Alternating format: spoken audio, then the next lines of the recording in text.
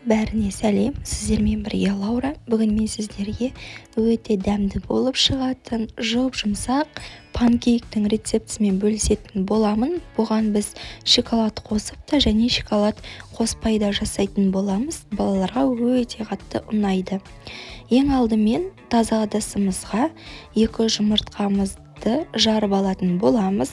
Одан кейін үстіне қантымызды салып, екеуін жақсылап араластырып, қантымыз ерігенше араластыратын боламыз. Бізде ақ масса болуы қажет. Сосын үстіне сұйық майымызды қосып, 1-2 рет араластырып, одан кейін сүтімізді құйып, жақсылап араластырып алатын боламыз. Жақсылап араластырып аламыз да, үстіне жарты ұнымызды саламыз да, біркелкі масса болғанша араластырамыз. Бізде түйіршік болып қалмауы қажет. Одан кейін жарты шай қасық сода немесе разрыхителімізді салып, оны да 1-2 рет жақсылап араластырып аламыз да, қалған ұнымызды салып, бізден масса шығатын болады. Қалған ұнымызды салып жақсылап араластырып, біркелкі масса шығаратын боламыз.